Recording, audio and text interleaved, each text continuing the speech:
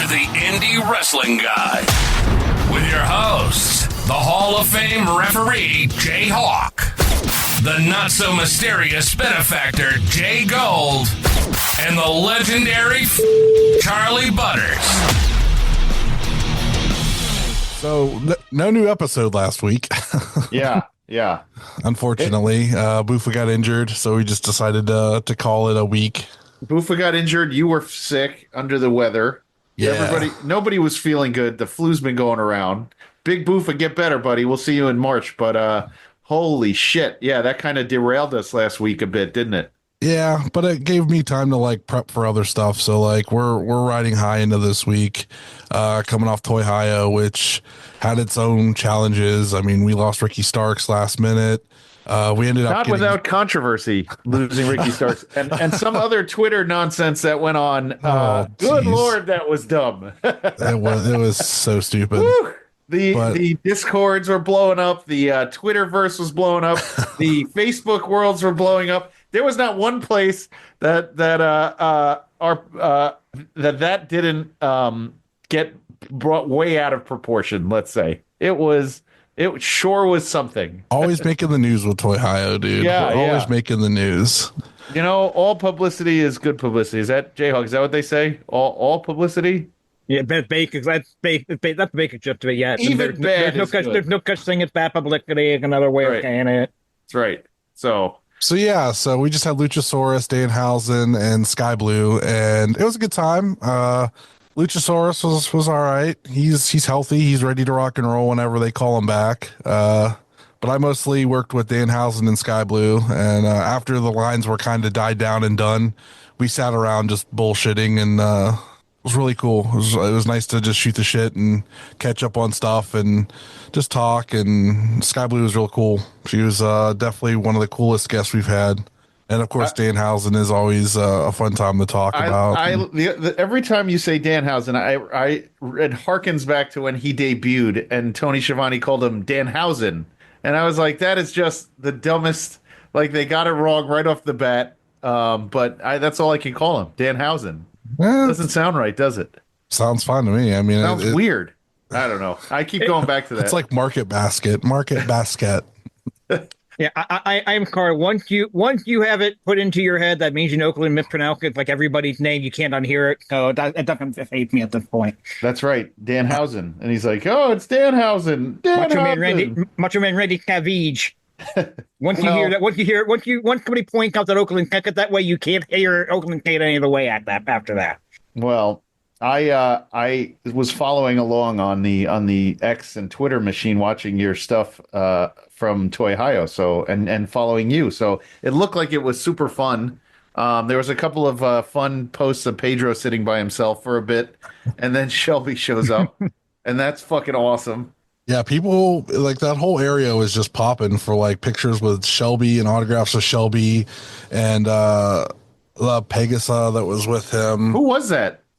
She's a new wrestler. Oh, she's new. I didn't know if she was there with one of the AEW folks or whatever. So no, she's new. She has not debuted yet. So. Aha. Yes. She hangs around the Cowboy quite often, if you catch my drift. I dig it. How was the attendance? Very good. So we have a new thing where it's we have super early bird at 8:30, then 9:30 is regular early bird, and then 10 o'clock everybody else can come in. And then autographs don't start until 11, and then we kind of stagger the autographs 11, 12, that kind of thing.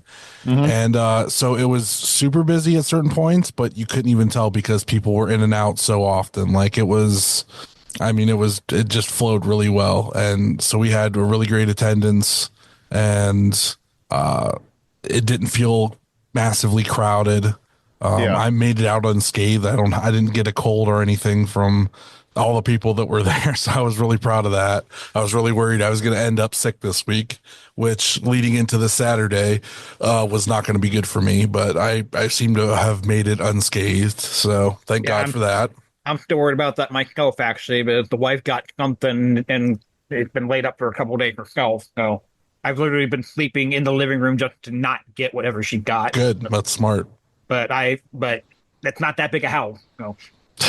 Well, I mean, I Walk was around sick. spraying everything down as you walk in through different parts of the house. I was sick, hoping that I took some antibiotics and had a sinus infection, and then fucking laid up for 10 days taking antibiotics that made me nauseous. I wish we had something like that here. All we have is Comic-Con, and it's overpriced shit. Like, I would love to go to Toyhio and like hang out. I was talking to young Ed, who was working with Brock, and he said they were out of stuff like really quick. They sold out of barbecue fast. So that's good. Good for Brock. And that was the last time Smokin' Jay's Barbecue will be at Toyhio. It'll be probably under a different name in the future. So God damn, that upsets me. But also, if it's going to be something I was upset new, at first too, but then he's like, "No, it's just getting rebranded. I'm not gonna. I'm still gonna exist. It's just gonna be different because he wants to make it like more palatable for like businesses, you know." And I was like, "Well, you got to put whatever it is. It's put barbecue company at the end, and that makes it automatically legit." Yeah, yeah. You could just do like Brock's House of Brock's Barbecue Company, and it makes it 100% legit because it's a barbecue company. So then it sounds legit. Yeah, and he agreed with me. He says that's how you make a business legit like that. So that's good. That'll be coming soon. I don't know what it's going to be yet. He said he hadn't figured that out yet. So he's not going to do a Build the Butcher Hawk of Ribkin Chinese food or whatever the fuck that would call. That'd be amazing. Not with the chance that Brock's house. No. Well, shit. By the way, did anybody do? And we're gonna get to more food stuff. But did anybody do anything for the Rumble since we were all out and about? I had a big party at my house with a Fudgy the Whale cake that said Royal Rumble on it. That was fun. I was still recuperating from being sick. I was actually still sick for the Rumble, so no, I didn't do anything special. Just you and Orange Cat watching the Royal Rumble, hanging out, that kind of thing. I was laid up on the couch, like just trying not to shit my pants. No, I was just in the office watching it. I didn't really do anything special for it either. Oh, I love the Rumble. I love making it feel like a holiday. It's just it's definitely a moment that people should do. We should always have parties for different events, and the Royal Rumble is one of them. I think next year, if they make it 2 days, it's going to ruin the whole thing. But I don't want to watch matches. I want the Rumble, and that's it. I want the men and women on one show, and that's it. I didn't even care for the 2 matches that they did. I just wanted the Royal Rumble. If they change it to 2 days, it's just not as fun. If they're going to do an event that's 2 days, though, it needs to be the Rumble. And come they Rumble matches get longer and longer every fucking year. That's okay. If it's just the 2 Rumble matches, you got a 3-hour show already. That's fine. That's People just want to do that. Yeah, they want to see 60 wrestlers coming running in, and they want, I Show Speed get his face knocked off, and they want, all sorts of nonsense. They don't care about the other 2 matches. Those matches are throwaway. When I talked to the boys over at Main Event Network, I said those matches are throwaway, even though those guys believe that that's important. There wasn't anything groundbreaking that was going to come out of either one of those. The big thing was the Rumble. So I enjoyed it very much. And I had, by the way, so Super Bowl Sunday, I know, Butters, we're going to get into your wing stuff. I ate wings on Sunday, and they were very pricey as well. So I'm going to piggyback your story once you do your thing, and I'll tell you what we're paying here on the East Coast. So while I was at work tonight, my food options were limited. It was either this Italian place that's in the plaza or Iana Zones, which is like pizza, wings, and Italian stuff. Iana Zones. Yeah. So I was like, well, they got wings. I was like, let me get some wings. So I got half teriyaki, half spicy barbecue, and because it says on their website specifically that a dozen wings or a pound of wings is between 8 and 10 wings, and 2 pounds of wings is between 20 and 20 and change. So I'm like, okay, that's that'll be plenty. So I got like half and half, and I was like, I'll just take the rest home and have them for lunch tomorrow. I got 13 wings. I got 7 teriyaki, and I got 6 spicy barbecue. So I called them, and I'm like, what the fuck? I was like, your website averages these at between 8 and 10 wings. I was like, you gave me 6 wings. They're like, well, we goes by poundage, so those wings might be heavier. So if they're heavier, then you only get what we gave you. What? Yeah. Yeah. So for 13 wings, I paid $24 fucking dollars. Listen, I got 10 wings for $19. So that's disgusting as well. That's fucking disgusting. Yes. There's so many places around here that they are so much more reasonable. Like when I lived in Cortland, there was like a place that was $1 more than I really wanted to pay for the wings, but they were super reasonable. They were like $13 for a dozen. I was like, whatever, I'll deal with it. And that was during COVID, so that's when the prices went jacked crazy. There's a place by my work that's like 30 minutes from my house that I used to go to all the time that had deals on wings on Tuesdays Thursdays. The wings were like $9 for a dozen wings, and they were fucking excellent wings and never had a problem. And I miss going to that place because every place around here still jacks the wing prices up and then fucking gives you dog shit. The days of the 50-cent wings are over. Suck.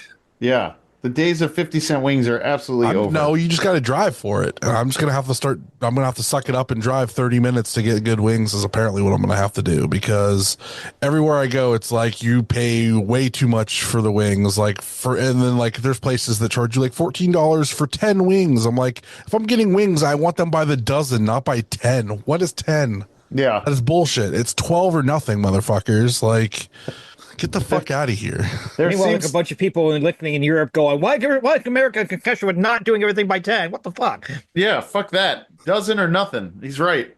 I want a dozen wings or I want no wings. What the fuck is this? Yeah. 10 for $14? No. You give me 12 for $14 and I won't complain. And I don't hear any of you gross motherfuckers putting ranch on everything. It's blue cheese or nothing. So that's just no fucking dipping sauce. You just eat that shit with the sauce on it already. No, both. You need the dichotomy of flavors, the mix. No.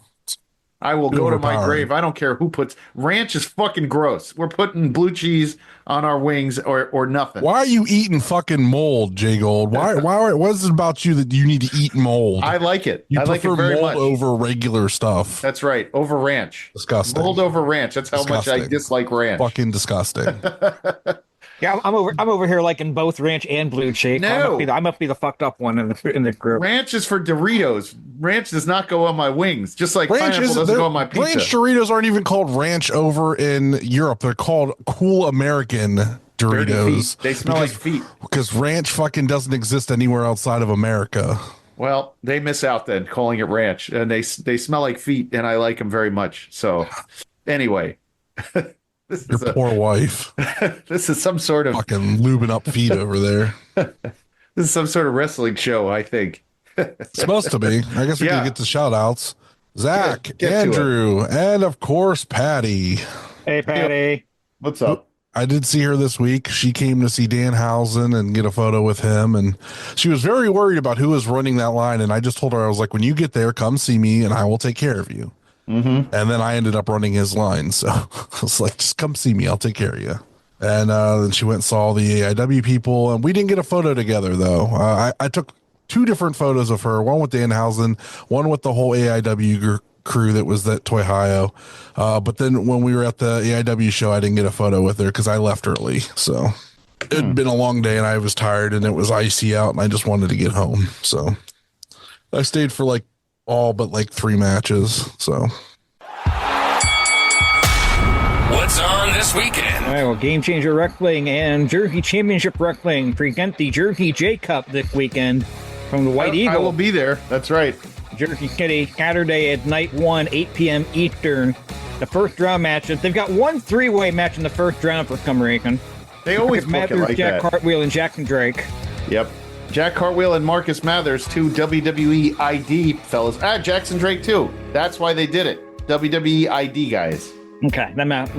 I guess that makes sense, but yeah. I don't like tournaments that do different stipulation for the same round. That irks me, but it makes sense. Also in the first round, Joey Janela against Atticus Kogar. I'm sorry you have to get through that one, Jay Gold. Yeah, me too. Red versus Clark Connor. Rich Swann against Drew Parker. Cole Radrick against Alex Price. Kevin Knight against Leon Slater. And Amazing Red against Masha Klamovich. Of course, night 2 will be Sunday afternoon at 5 p.m. Eastern. The remaining portion of the tournament, plus Mance Warner against Gabe Kidd in non-tournament action on night 2. Fuck yeah, I'm going to be there for that. Mance Warner and Gabe Kidd, that is going to be phenomenal. I'm going to have to make a point to watch that. Yeah, this will be my third my third J Cup, and they are fucking so much fun. On this side, the IWTV side, if you come to the East Coast to the Mecca, Saturday night, 6 p.m., Pro Wrestling Magic presents A Night at the Roxbury. Pro Wrestling Magic literally runs every weekend at the Mecca. I don't know how they do it, but they are there every weekend. We're going to start with John Tella and a mystery partner. John Tella and a mystery partner versus Bruno El Oso Blanco and Mateo Marcelos. Vicious Vicky versus Tiffany Avatar. Vi Daniel versus Isaiah Wolf. The Pro Wrestling Magic Tag Team Championship. The Rep versus Princes of the Universe versus Lugosi and Downey. The Pro Wrestling Magic Dark Arts Championship. Steve Pena versus Trey Felipe. The Pro Wrestling Magic Junior Heavyweight Championship. Troy Locke versus Vinny Pacifico. And the Pro Wrestling Magic Championship. Alex Raymond versus Azrael. And I think they got Azrael out from the basement of the Mecca because I'm pretty sure he lives there. And every time they need somebody, he comes out. Yeah, those are all people. In America? Yeah.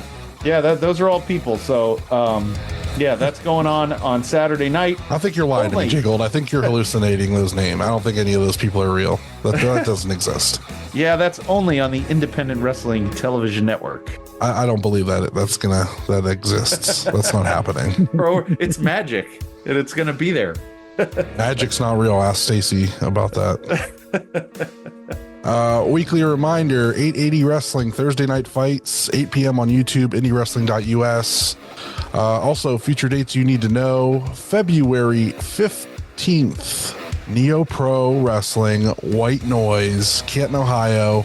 IW Guide title on the line, Mikey Montgomery against our guest this week, Gary J. Pre-show special matchup, Sammy Suntimer against the one and only Zay Garcia with backs in his corner. Yeah. Also on that card, we have, who else do we have? We have Ashton Day, we have PME, we have Jessica Havoc defending her Neo Pro Women's Championship, Trey Lamar in action. So many names on this card. This card is stacked. Like, if you're in fucking Canton and you're not going to the show, what is wrong with you? This card is crazy. Also, the day before, February 14th, 880 Wrestling, MV's Missed Connections 3. Lots of crazy matches on there. I think there's a 2 out of 3 falls match between Junie Underwood and Angelo Carter. I know that there's a hair versus hair match. Or no, it's an I Quit match, I'm sorry. Reese Hayes against Nix Wild. There's all kinds of good stuff on that card, so be on the lookout for that. Tickets are on sale now. You can get tickets for Neo Pro Wrestling White Noise at neoprotix.com, and you can get your tickets for 880 Wrestling MV Misconnections 3 through their Twitter, which is 880 Wrestling, and I believe they also have the link put up through their Instagram account as well. Doing interviewing. All right, this week joining us, you may know him as the High Chief, the Barn Owl, Stiff Robo Ginger. He's unsigned and doesn't care. It's Gary J. Hey, what's going on, guys? Welcome. All right. You know, after this Saturday, he could be the IW Guide champion too. So, like, I like how you said could be. I will be. There's no worry about that. Oh, I like that. A little confidence. This is true. Sure. All right. A little confidence. No, Sure. it's a lot of confidence. Come on now. But the real question is, do you really want to carry that belt around? That's the real, like, I don't want it. I don't know. Do you want it? Like, is that really what you want to do? Keep that in the bag? I'll just put wheels on it and drag it behind me.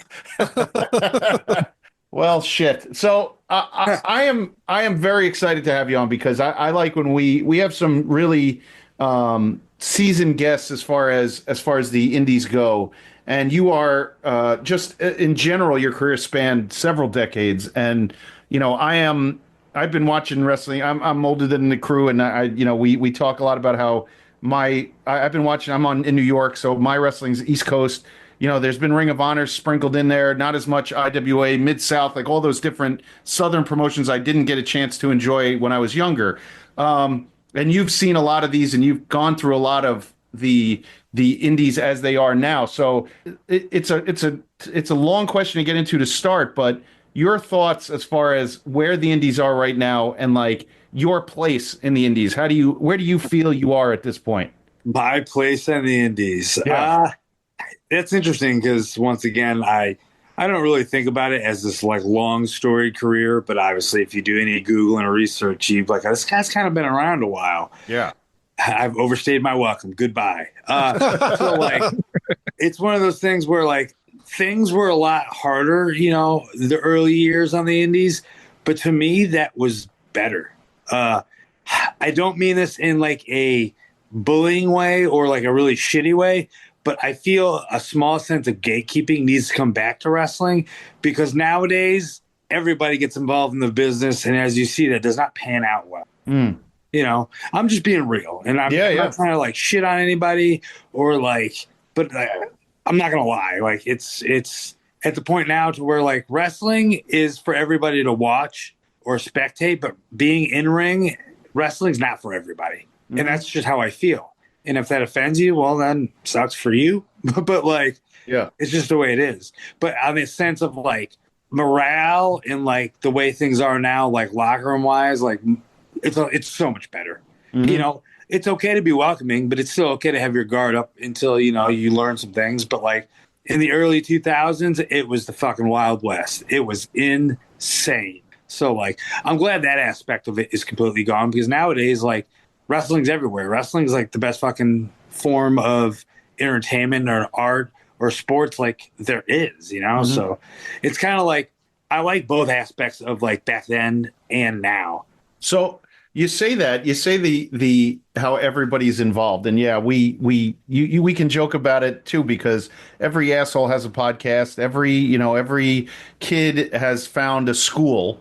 So back when you were doing it originally and talk about in the South, did you yourself keep like kayfabe? Did you have a character that you're like, no, I'm not giving this away tonight to somebody. I'm walking through the parking lot. We're not doing that. We're not having that conversation. Did you feel like you in your head were more doing that then, and now it's more easy accessible as far as I'm coming up to you to get a picture or a shirt or an autograph? Back then, I mean, even 2000s, mid 2000s was more like the internet already exposed a lot. But did you feel like you owed it to yourself when you were starting off to do that? It just depended. Like back then and now, if someone ever come up to me for a picture or an autograph, I'm always going to be like, yep, that's cool. Like, because at the end of the day, like I play this character, or this being, like, I'm not going to deny some kid and his family, that his family brought, young Fred to the show. Like, I'm not going to tell Fred to fuck off, like, come on. Like, at the end of the day, they're paying me because they're buying a ticket or buying merch. Yeah. And like, now if I was on like television in like that time period with a character like The Undertaker, of course I'd keep kayfabe. A little different though. I'm an independent professional wrestler. Like, it's okay to still have fun. It's okay still to, poke at yourself. You don't got to be Mr. Serious 24 hours a day. Yeah. So, okay, so you do say that. Then let me ask you about another question regarding those days. Like, do you feel like I hate calling them like death matches, but do you feel like that style has evolved, or do you feel like that style is still the same? It's definitely evolved for the better. Okay. Like, you have people out there now that do death matches that have no clue what they're doing, and it's absolutely terrible, and I'm shocked they're allowed to do it because, once again, there's that small sense of gatekeeping that, like, hey, knock that shit off. You don't have a clue what you're doing. Maybe learn how to wrestle first. So, but when you say that, like, what do you mean by... So I'm always curious because we've had a lot of guys on. There's a lot of guys we're friends with that we talk to that are like, holy shit, dude, this guy screwed up. When you say doesn't know what they're doing, you're talking about like, is there a fear aligned to it? Is there a technique aligned to it that they're not doing? Like, I'm not a deathmatch wrestler, but I know many of the good deathmatch wrestlers. All like John Wayne Murdoch and me. Yeah, you've been around a lot of them. A long time. Yeah. There's a person that is a very good professional wrestler and a very good deathmatch. To me, you need to be a better professional wrestler before you even try to be a deathmatch wrestler. And during COVID, everybody's like, well, no one's paying attention. Here, hit me over the head with shit for no fucking reason. Now it's just like, like you said, everybody starts a podcast. Everybody wants to be a deathmatch wrestler because they're getting clout or they're getting those Twitter points. Well, those aren't going to pay your fucking hospital bills, Like, and I get it. Like, it's very harsh, but it's true. Yeah. Yeah. So in that case, then, and I saw a lot in the beginning, like IWA stuff, right? You did Mid-South and things like that. Yep. Is there anything right now that you would compare that you enjoy doing as much or enjoy doing in that same vein of that world? Is there something that compares to it at this point or no? Like IWA, like say what you want about the person that ran it, like good, bad, and ugly. You know, I've dealt with them on numerous occasions, but like I feel anybody that's a great wrestler or anybody that's done anything has been through those doors, regardless of if they got paid or not or whatever the story may be. A lot of people cut their teeth in there, and when he was running weekly shows, so many people got weekly reps 2 or 3 times a week, and then obviously it kind of just went to the shits like right at the tail end of it. But like so many guys got weekly reps in front of people that knew what they were doing and learned from people there that knew what they were doing. So like I believe my like second match ever out of Mid-South was Necro Butcher. You want to talk about getting thrown in the fire? Yeah, right there, you're on fire. And like that's to test your mettle to see, okay, like you play this tough guy or tough kid or whatever, let's see let's see what you can do. And well, you want to talk about a real fight, there's a real fight right there. And, there's a very sink or swim world. Yeah. To me, I still think that's needed at times. Maybe not to that degree, but it's still needed. Still need someone to slap someone in the mouth every once in a while and feel it. Occasionally, Just like real life. Yeah. Everybody's tough until they get punched in the face at least once. So you got to do it at least once, right? You hit me in the face once, I'm going to fall. I'm not going to back up. It's fine. So in all those companies that you worked in that first, like, let's say decade of your career, which ones stood out the most to you as far as where you had the most fun or where you cut your teeth the most? Like, which one of those companies would you say, or how many of them would you say that you were like, yeah, these were great, I wish I was still seeing those? Well, LWA was my home, Lethal Wrestling Alliance. And if you know the history of LWA, that actually ended up turning into St. Louis Anarchy, which is still a current thing that I'm a very, very big part in. So that's home. That's always going to be home. I cut my teeth there. I learned there. I've grown there. I've helped so many people go through those doors and learn and get them where they wanted to go. So like overall, that company that has been around for so long, just 2 different names, Lethal Wrestling Alliance, St. Louis Anarchy. So that's always home. That's always going to be home. Going to IWA every Thursday for a while was great because at the time I was younger. I didn't have as many responsibilities. I can just go hit the road for a couple of days. Was it financially gaining? Absolutely not. But did I learn a lot and learn a lot of the ins and outs and what to do and what to not to do? Absolutely. So I'll credit IWA for that. Also met Aaron Williams at IWA. So there's something. Now he's pretty much my brother that happens to live in Ohio. So like I credit IWA to like a lot. Obviously people want to, tarnish the name, but it had a purpose and it was really good for a while. Yeah. Everybody talks about TPI 2004. I mean, that's like one of the most recognized professional wrestling tournaments ever. I mean, you look at the names in that one, fucking stacked. But so you IWA, early years. It's weird because like the early years were me just traveling around getting reps in at a lot of shit shows, but I didn't care. It was work. I was wrestling in front of an audience and I was learning. So like the names of the companies aren't even really around anymore, probably. Yeah. Yeah. What states? Any place that you particularly liked or felt like you had a place besides Missouri or something like that? Well, it's funny because I really don't wrestle in Missouri much. I wrestle in Illinois, literally right across the border, because like in Missouri you need to be licensed and you jump through 37 hoops just to make a little money. It's sometimes it's not worth it. Same here in New York. It's impossible to run shows. Impossible. Yeah, they got the commission and everything. Yeah. Which I think it's good for a couple of things, but it's a different conversation. We can get into that too. It doesn't matter. You can go off the rails, do whatever you like. Yeah. Yeah. I mean, I'm very opinionated. Yeah. But man, I did a lot of like Illinois stuff. Early years was a lot of Missouri. GCW, not the one that's nationally known, but Gateway Championship Wrestling was another home of mine in St. Louis. It was Lethal Wrestling Alliance and Gateway Championship Wrestling. That's where I ended up meeting like Delirious, Matt Seidel, Dingo, who's pretty much like an icon legend in the Midwest, currently retired. I owe a lot to him, but like I started going to GCW shows when I was in high school, just as a kid, and I'd go, oh man, independent wrestling's awesome, and then eventually bleeds over into like pretty much eat, breathe, and sleep it. But so like GCW, just not the one that everybody knows now. That's another good one that I got a lot of like reps in and met a lot of people. But that, like I said, that was all in Missouri because I didn't do a lot of traveling far the first couple of years. Texas still is home for me. I'm there actually a lot recently.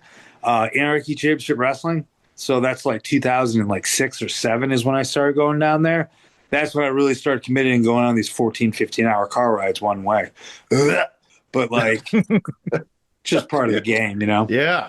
I first saw you as part of like the submission squad. You were doing stuff with them. Yep. Well, ironically, the submission squad runs St. Louis Anarchy.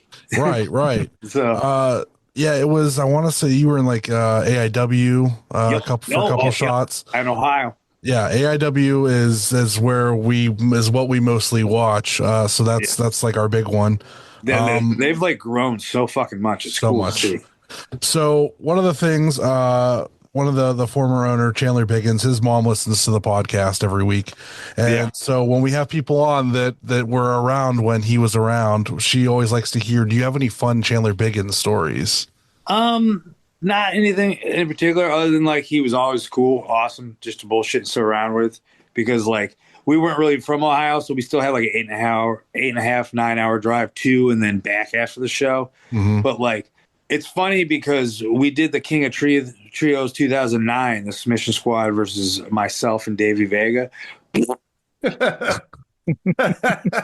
And like, it's funny to talk about now, but like that was such a hit to us personally in our careers because it was also at the ECW Arena on one of the biggest tournaments in professional wrestling probably ever.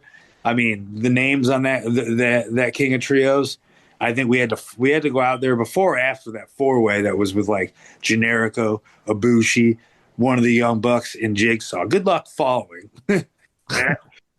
I just saw that match actually yesterday. I saw he posted it. Yeah, it's crazy. And yeah, exactly. So like, and then you have like young us just sitting in the locker room going, "Yeah, we don't belong here. What are we doing here?" But anyways, so we bombed. We get booed out of the ECW Arena. That's the life accomplishment. So eventually, AIW books us for what is it? I forgot what they called it. They had their own trios tournament they were starting, and they booked us as like a shtick, like, oh, they're going to get booed, and then we actually did pretty good. And then we kind of just started a relationship after that with them. And like, they'd always treat us well. Chandler was always awesome.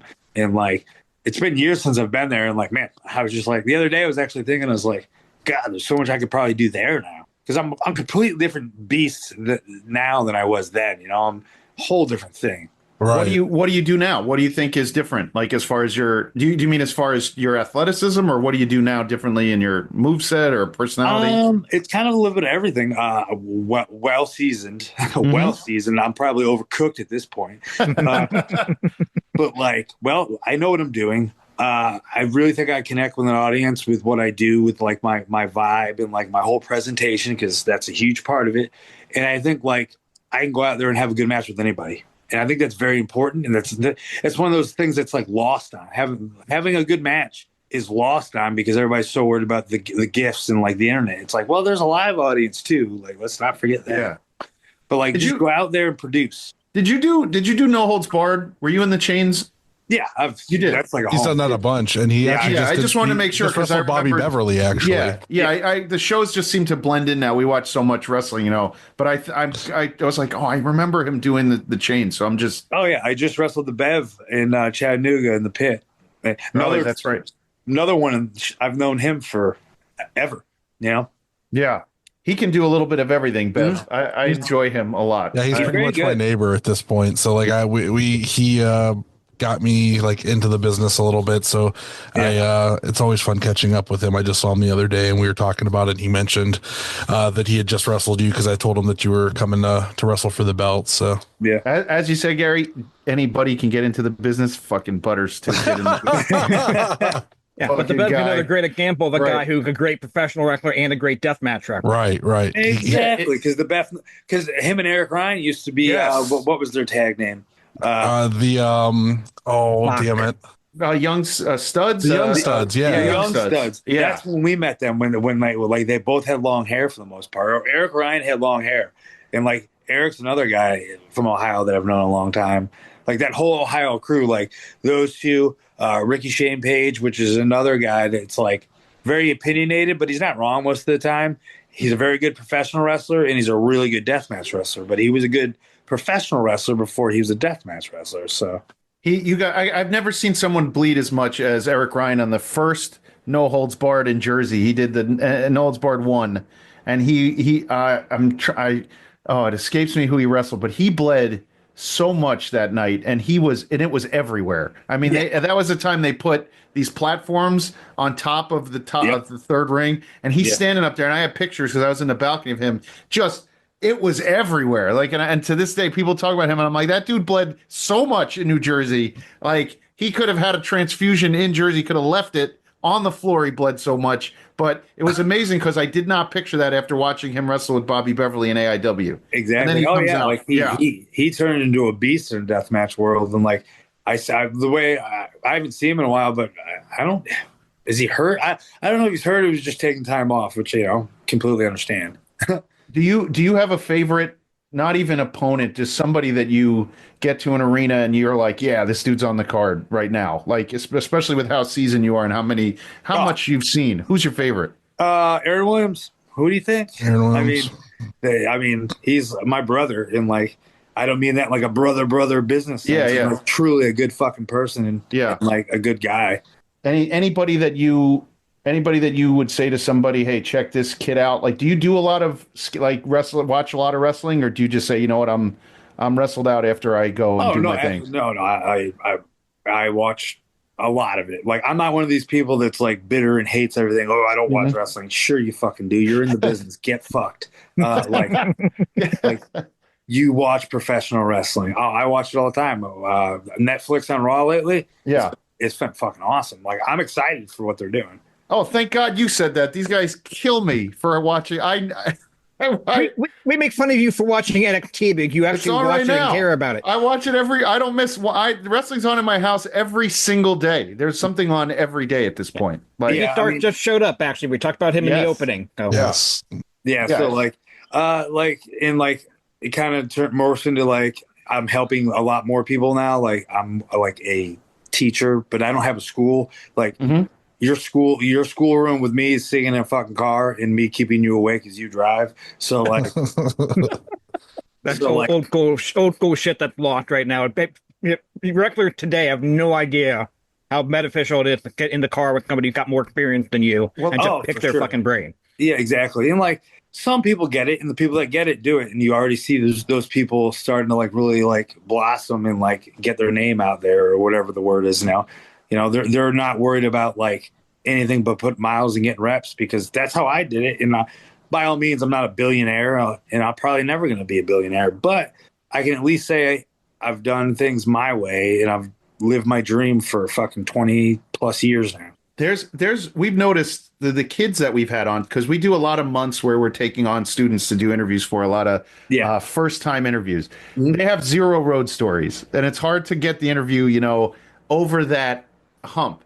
And we have guys in here who are seasoned like yourself, and other guys who come in and just give us these road stories, and they are a blast. And you just hear how it molds them friendship wise, business wise, how much time they've spent grinding out. And you're like, okay, that's the thing that we need. The young guys who come on, go on the road for a year or two, and then come back, and we'll listen to stories, and then then you'll have something for us. So definitely, because I think a lot of people now think it's weird if you're going longer than 3 or 4 hours in the car. Like, what do you mean? It's like, well, do you just want to sit in your home area? That's great if that's what you want, but like, don't bitch and moan about everything else around you that's happening when you're like, well, how do you do that? You open that car door, you get in, you sit down, you buckle up, and you shut the door. Yep. And the rest is pretty easy. It gets boring, yes. And does it get do I get homesick all the fucking time? But like, I chose to do this. This didn't choose me. So like, I get it. I can rant and rave and bitch and moan, but I choose to do this. So when I don't want to like do it one day, don't know how that really goes, then I don't do it. Does your family come out? Was your family behind you in the beginning, or do you have a crew? I'm not like family as in I'm not really close to anybody in my actual blood relative family, but the people I consider family are kind of a part of the business. Okay. And then, so like, it just kind of morphed into that. So like, I have a very good support system now. It's amazing. Yeah. And if I didn't have that support system, those people around me all the time, pushing me or being there for me or like taking care of stuff at home for me when I'm not fucking home, then it would fall apart. Mm-hmm. So like, it's one of those things where like, it's not just a me thing, it's a we thing. A lot of like what I do, it takes an army. Mm-hmm. Because like I said, it's just not like, oh, okay, I go wrestle and I'm home automatically. Like sometimes it don't work like that. Yeah. Butters? JHawk, you want to go ahead and go? Yeah.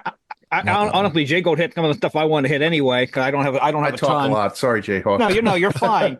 I usually let him go because I have like a whole list of like the stuff I like to hit all the way down. It's just a solid list. No, you're fine. But we talked earlier about how IWA Mid-South, you're getting those reps in every week. With there not really being any kind of weekly place to do that anymore, what's your advice for the younger guys to get those reps that they need? Anybody that's in St. Louis, like I tell them, just get in the car. And anybody that listens to me eventually will travel with me. And they might not get on the show at first. But if I go to this place monthly or more than monthly, they'll end up getting on. It's already happened. But like actually 01 USA runs a weekly Thursday show an hour and a half away from St. Louis. And a lot of people that want to get reps every Thursday do it. Anakin Murphy usually is in charge of like those car loads and like booking those people because he's helping out there on Thursdays. But yeah, that's a Thursday gig, an hour and a half away from St. Louis where, yes, so you're wrestling in front of 15 to 20 people? Absolutely. But you're in front of different people and you're in a ring, and you're actually getting like a show like experience. Yeah, we used to have a weekly deal not too far from here in a bar, the little shithole bar every Tuesday night. But I loved working those shows. But you got to see how creative people were, but they got to keep it fresh. It's the same people in the crowd every week. Yep, exactly. And to me, that's the best way to learn. We have like 880 in Pittsburgh now that they do a weekly show on Thursdays. So there's a couple small places out there that do them weekly shows, and I think you can tell a lot of the time when their talent hits, like they have a handful of guys that have been doing it for like 2 years now, and they're miles above guys that just do it monthly. I mean, you can tell they've got those reps in weekly, and it shows. Oh, absolutely. It kind of speeds the process up, like it makes you sharper, iron sharpens iron is what people say. Like, but I think sometimes those dudes, some of these schools that have their shows and they wrestle only each other, I think it becomes after a while a detriment that they're not getting the rest of those reps from somebody different. No, agreed. Yeah, because everybody wants to go out there and wrestle their friend. Well, yeah, it's fun. It's great because you feel you're gonna have good chemistry. But then the flip side of it is like you can't control it all the time. You get booked and paid to show up to a show and wrestle said guy. You can't go, well, I want to wrestle my friend. It's like, okay, well, then you can go home. Like, we didn't book you for that. Like, we booked you for this. And, like, you got to learn that, like, that's where those reps with anybody comes in, good, bad, and ugly. Like, I think everybody should go out and have bad matches because then you learn from those matches. Any stinkers you can remember, like, where you were just like, holy shit, you left, you just shook your head? I don't have names or promotions, but let's say, like, the first 5 years of my career. Like, come on. Like, I didn't really feel comfortable in my skin until like 2015 or 16, and I started in 2003. Wow, I was going to actually ask you about that. You bring that up, and it came to my because I've been thinking about this. Do you find it like so? We watch so much TV wrestling. The guys who are on like WWE, AEW, a lot of the guys who have figured out their characters are what they call older in the business, right? 38, 39. Yeah. Do you think it takes until you're in your mid-30s to say to yourself, now I know who I am, and this is when I know I'm at my best, because everyone's like, oh, this guy's old, we can't sign him. Why? The older guys seem to know who they are better than the younger guys, right? Yeah, like it depends what company you're looking at. Like WWE might want to sign younger people just so they can coach them, coachability. Right. That's just from my experience and what I've seen, which I think is very smart. But I think, it just takes time to really figure out who you are or what you want out of this. Like, a lot of people are so, like, early on in their career, they're like, well, I need to get signed. It's like, well, if that happens, that's amazing. That's great. But if it doesn't, then where do you go? What do you do? It's like you're going to fucking beat your body up for a contract that you're not going to get? Well, you might as well just stop now. Like, you got to be real with yourself. Yeah. Yeah. And, like, it's funny because that's kind of how Unsigned and Don't Care started with me and Aaron. It's just like we were in so many locker rooms together and we became really good friends, and we have very similar philosophies on like wrestling. And then like he's amazing anyways, and I always like working with him. I was like, why don't we just like do this? And I jokingly, he's like, oh, we're just Unsigned and Don't Care. We were goofing off in the locker room.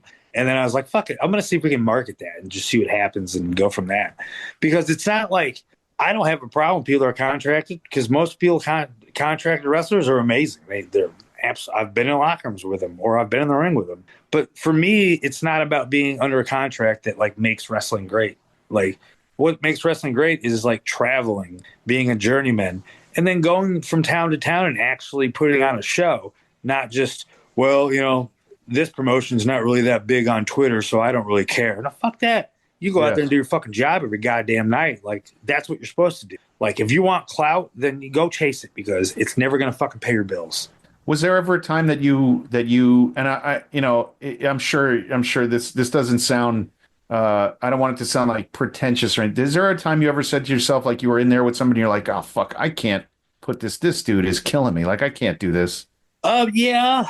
Like, but I never spoke it. Yeah. And like, because I have to realize and put myself in other people's shoes. Like, once again, I'm a very like D-list anything. Like, I'm just me. You know, I know I'm good at what I do, and I'm very good at what I do. But like, I'm humble for the most part. Like, I don't, unless you really talk to me in depth, you don't know I've been doing this so long. When people know, like, find out, they're like, whoa. I'm like, yeah, because I'm not the old guy in the locker room yelling at the clouds.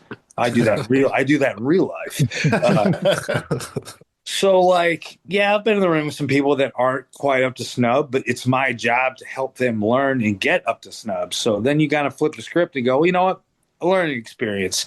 I'm not going to get mad. Shit happens. What we do is so, like, 5,000 parts moving in one direction. Like, there's a lot that happens. So, like, you can't always get mad or pissy. You just have to be professional about it. Yeah. Okay. Now, with you being in the business as long as you have been, do you prefer calling it in the ring, or do you prefer having a lot of stuff planned out? Both. I'm okay with both. Like, it depends where I am, what my audience is. Like, in all reality, like nowadays, a lot of people aren't comfortable with that. That's fine. You know, if I'm there before the show, I'm not just gonna go hide. Like, I got nothing else to do. My merch is set up. What else can I do for 3 hours? You know, so it doesn't bother me at all. And if you watch wrestling on TV like Raw, them motherfuckers are step by step. It's all in the ref's ear with an agent, and guess what? It's fucking awesome. Yes, thank you. Now, do you fucks. Now, do you think the younger guys should learn how to call it in the ring just to know how to do it? Yeah, absolutely. Like, I think that's what you do with your weekly rep on Thursday. That's what you should be doing on your weekly shows. Like, okay, I've wrestled everybody on the roster. We've planned it out. Now go out there, call it in the ring. What's the worst that happens? That, like, it doesn't go well? You can go, okay, or go to training and call matches on the fly.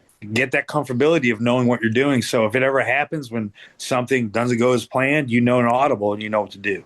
I don't necessarily mind guys calling things out at a time. What annoys me is when guys are going over their match and they go, I'll hit you with this, and then the crowd will be up for it. And you don't know what the crowd's going to do. Do not put that in your fucking walkthrough. Exactly. I usually say, and this is where they're supposed to cheer, but they won't, so I'm going to leave. So that's what we say when we record. We're like, and here's where we're supposed to get listeners, but they won't listen, so we just leave. I go, yep, they're going to love this part, or I'm going to fall on my head and hopefully get a reaction. If not, then I'm going to get up and go, what the fuck, and leave. Yeah. I'm not going to lie. I'm looking forward to this match with you and Mikey on Saturday, but you and I have been in the business about the same amount of time, and we've never crossed paths. So I'm looking forward to getting a chance to work with you. That's right. You're the referee. Yes. I like that. I saw Mikey a couple months ago at Nap, I believe. Yeah. I was there with Anakin, and I was just like, oh, well, I'm here, so I'll hang out. Right. Yeah, he's been working out there off and on, and he's been all over, and this is like when Will and I were talking about like stuff, and Will started working with you, and he was like, we should put that together. I'm like, that would be really cool. I think that you guys have like a similar body type. I was like, you've been around for a really long time, because you're like being a veteran, like getting in there with somebody young like him. He's been doing it for like 4 or 5 years at this point, but still, like it's one of those things, like you can always like learn things from people. So like I'm really excited to see what you guys come up with. And you're a hard chopper, like you're known as a hard chopper. And so I know that's going to happen in the match. And like I told Mikey, I was like, I'm sorry, whatever happens to your chest, there may end up being a consequence of me getting chopped maybe backstage after the fact. We've discussed this. No, everything I'm seeing from like he's good. So like I'm looking forward to seeing what we can do. So all right, let's run through some of my goofy questions. What is the worst ring name you've ever heard? The worst ring name. I don't know if I have a worst ring. I have kind of like a ring name story, which is funny. So I'll just tell that. Okay. We used to like, me, Davey Vega, Pierre Abernathy, Evan Jalistico, and Matt Fitchett were in the car every weekend together, the five of us for years. Like to the point to where like we always laugh, but like we were around each other more than we were around anybody else in our lives. So like, and that's another lost art is having an actual carload that travels that much together. Kind of unheard of nowadays. So like, we used to go to every mom and pop show. It didn't matter because we wanted reps and to learn. And like, we'd always like goof off because like, obviously when you go meet people for the first time, like, the handshake brother bullshit, as I say, I laugh at it now, but like, hey, I'm Gary. Nice to meet you. But like, I love going to these places back then and go, hey, I'm Gary. Nice to meet you. And instead of them just telling me their real name, they go, oh, Big Dog. I'm like, motherfucker. No, you're not. like, does that say it on your fucking license? The fuck you are. Yeah, like, come on. I'm the fucking redeemer. Okay, fuck off. Oh, that's good. Yeah, like. And like, if your gimmick name is like Fred, okay, cool. I'd believe that, but I'm the fucking Night Stalker. Okay, sure you are. Like, cool. I'm gonna go not talk to you now. Leave me alone. So like that would happen to us all the time. So this guy comes up to Vega. Vega goes, "Hey, Davey Vega, nice to meet you." And like Vega's insane. Still is. I love him to death, but he's nuts. So, like, he goes and shakes his hand, and the guy looks right in his eyes and goes, Big Dog, nice to meet you. And Vega looks right at him and goes, the fuck you are. Because at that time it was a running joke because it's like, that's not your real name. You could just say your name was like Bob, okay? Like, the Big Dog. It's just like the ultimate, the Undertaker going, Undertaker. It's like, no, I'm sure that's not how you introduce yourself, people. Yeah. It's just laughable. It's like, just what's your real name? Just make a name up. It's not the Big Dog. So if the Big Dog's listening, I'm barking up his tree. I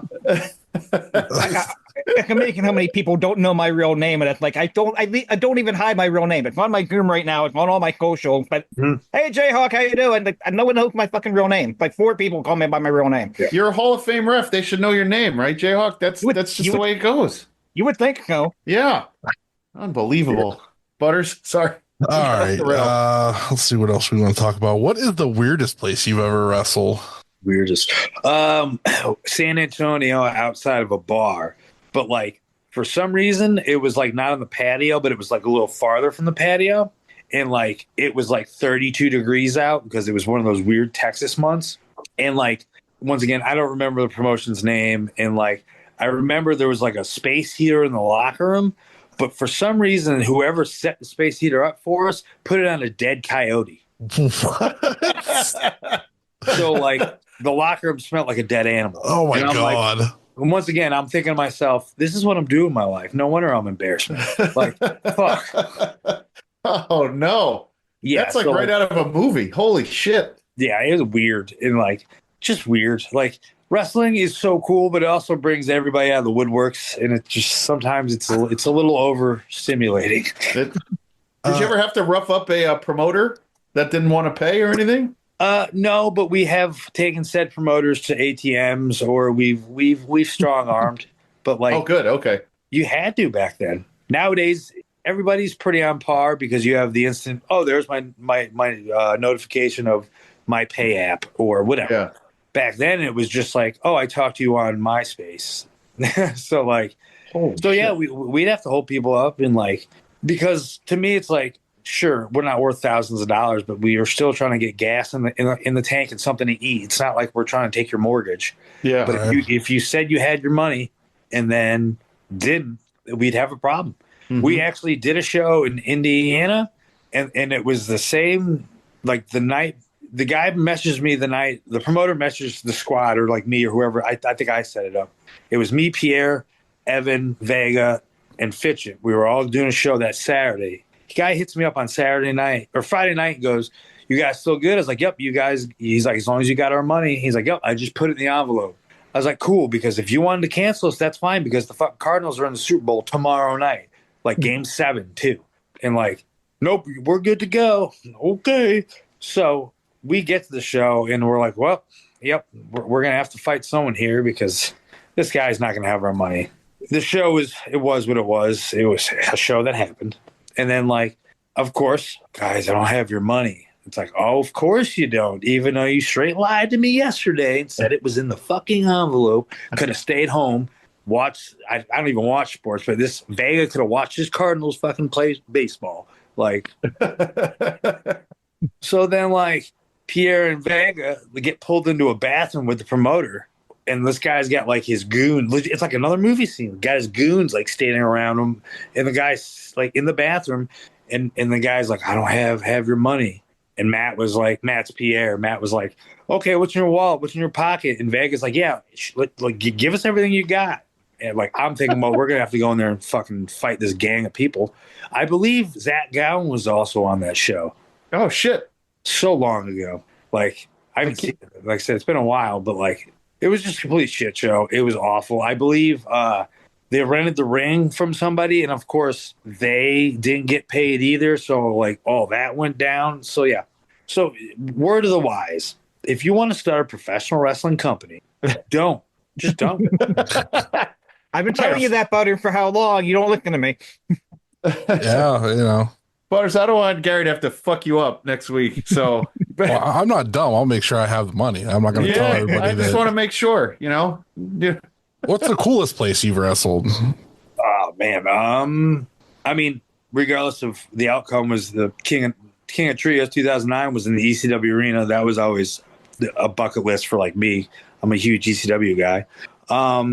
Obviously, like Spalding Hall, where St. Louis Anarchy runs, has become like this like Midwest version of like an ECW arena. It's a place people have to go to for like their ECW or their like arena bucket list. Mm-hmm.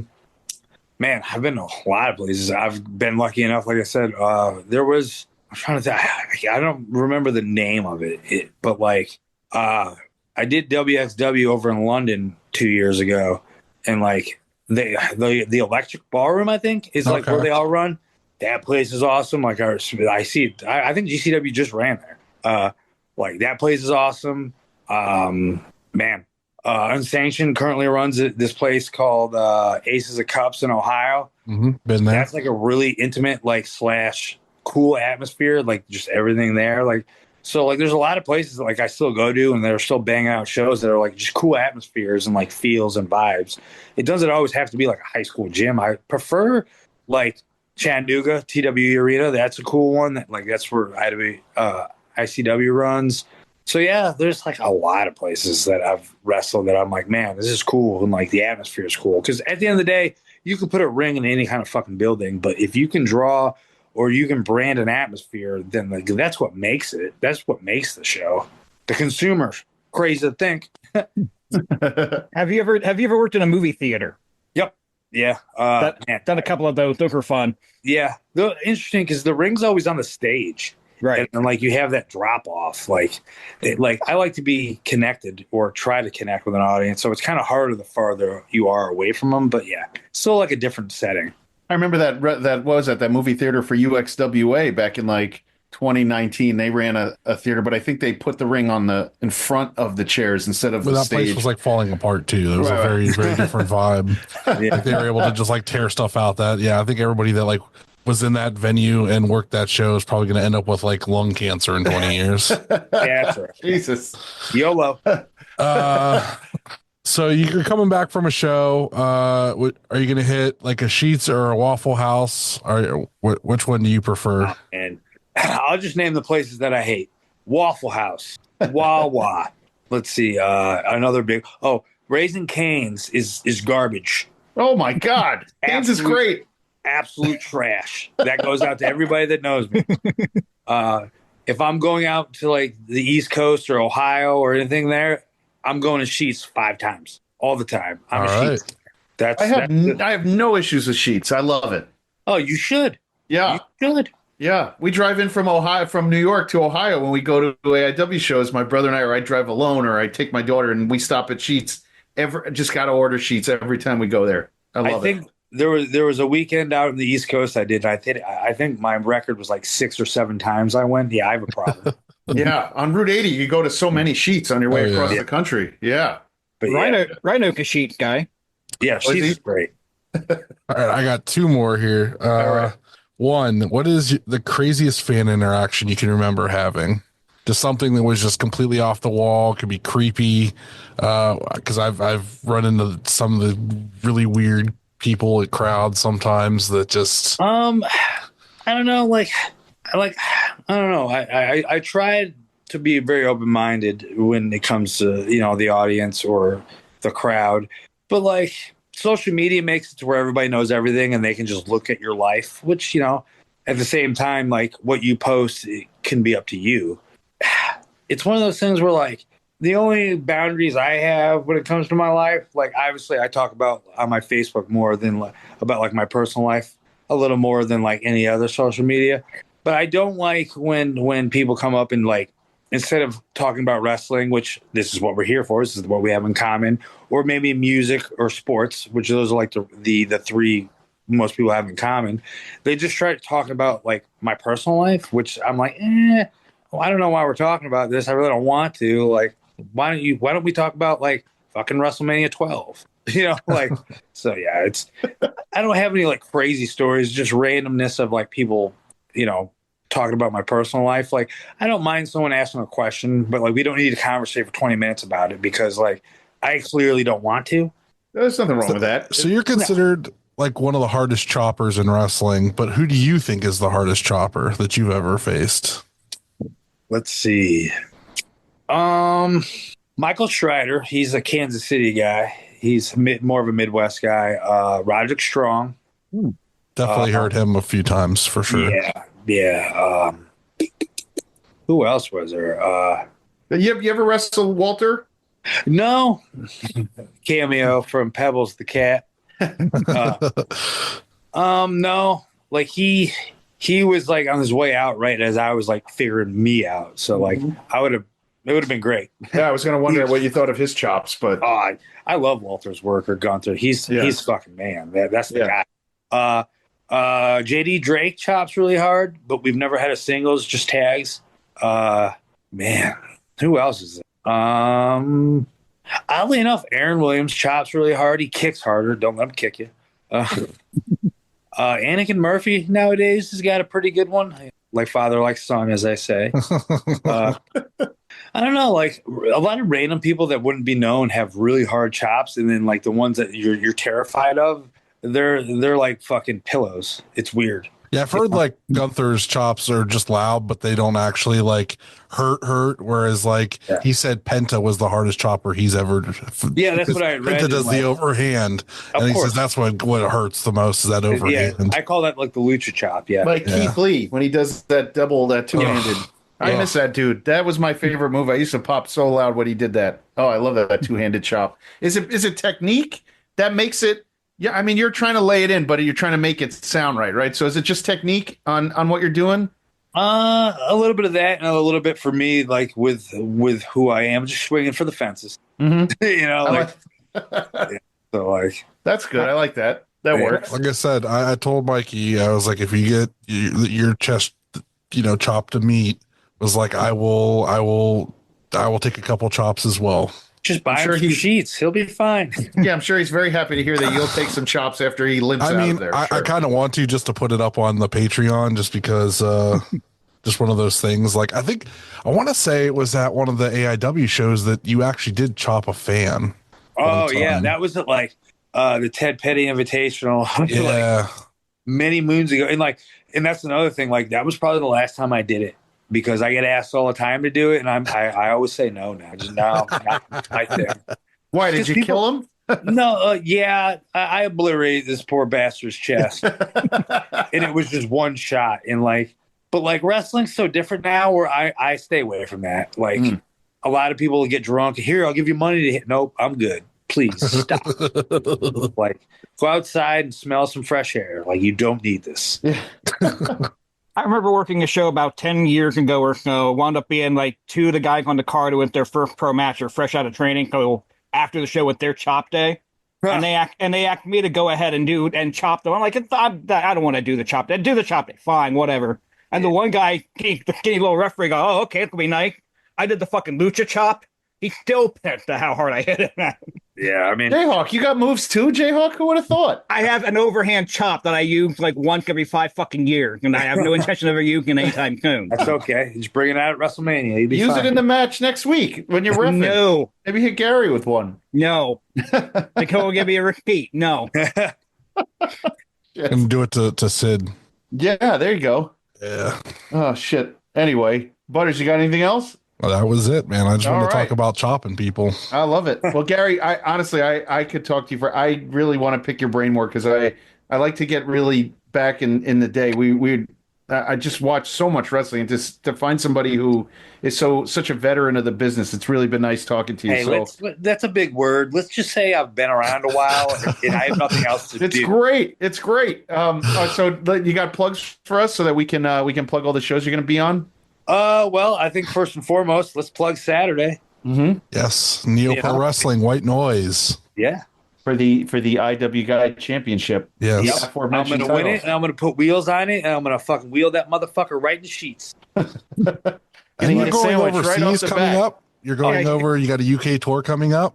Yep. Ironically, my last booking in the States is Saturday, and then I leave that following Friday to the UK or Europe or whatever you want to call it. And then I get off the plane and go straight to a show in Kettering. And then it's off the races. So yeah, yippee-ki-yay. How long are you going to be in overseas? Too long. No, I think it's like 5 or 6 weeks. Wow. Okay. Yeah. So I stress myself thin to the point of like, all right, like if you're going to do it, you do it big. So like, it's a hustle just like it is here. Cause like, that's another thing a lot of people don't realize. Bookings just don't fucking fall in your mailbox. A lot of, even me, who's a veteran, quotations, I still hustle, I still grind, I still work, I still get my name out there. I'm still trying to do as much as possible to get the Gary J brand anywhere and everywhere possible because, you know, I'm my own what's the word? Like, I'm my own boss. Mm-hmm. So if I'm lazy at something, I don't get where I want to be, like, who am I going to fire? Myself. So, I mean, it's a one-man fucking show when it comes to, like, that aspect of it. Yeah, well, if you beat Mikey on scouting and take the IWA Guy belt, make it a world title. Exactly. I'll wheel that thing after sheets right on the plane. Oh, my. You do have 2 shirts available right now through Gorilla Press Apparel at .bigcartel.com. So if you're interested in getting an unsigned Don't Care shirt, there's 2 of them on there. My partners in crime, Anakin and Aaron Williams. And if you don't know who Aaron Williams and Anakin Murphy is, Google or just YouTube or Twitter. I don't know. What do people do? Do people TikTok wrestling matches? I don't know. They do. Well, People do a lot of shit. I don't think they do, but you know what? I use TikTok like in a really weird way. I just scroll endlessly. But you'll probably get to see them if you're coming to Neo Pro. I think like this is just the start of something with Unsigned Don't Care to potentially start showing up at Neo Pro and doing stuff. So yeah, absolutely. Like I love going, new places, and I've heard nothing but good things. So like I'm excited to kind of jump on the ship and fuck some shit up. Yeah. All right. JHawk?